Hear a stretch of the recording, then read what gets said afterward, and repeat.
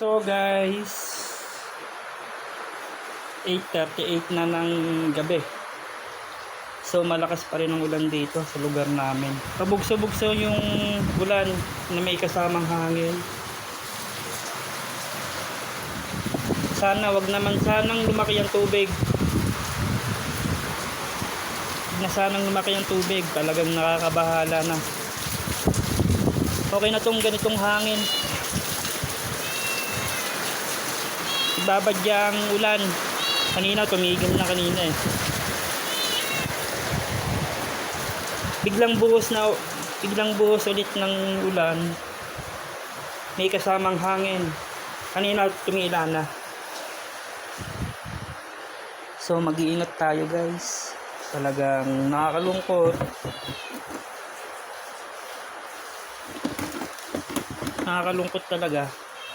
Dahil sa kaarawan ng anak ng pinsan ko, 1 taon at binyag. Sana wag nang magpatuloy ang pagtaas ng tubig dito. Kahirapan sa pagkilos.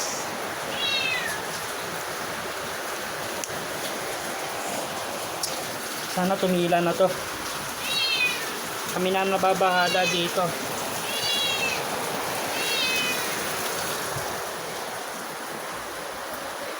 Konting ulan lang, baha na.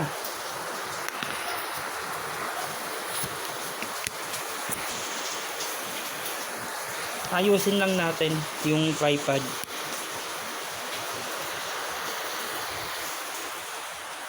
Sana wag nang bumaha. Kami ang nababahala dito. Kahirapan sa pagkilos at sa pagbili ng mga makakain.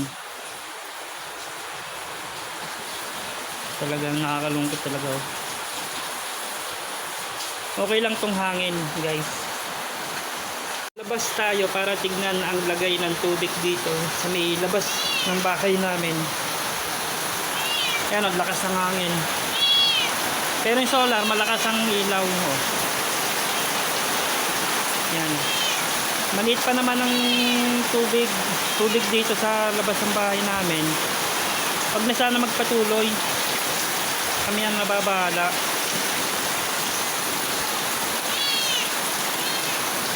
May binyagan pa naman bukas at birthday.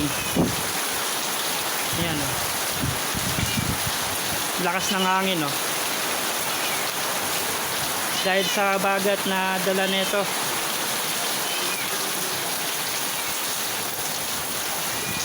Ayan.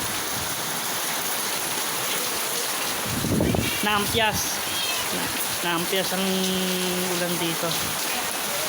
Kaya lumayo-layo na ako dito.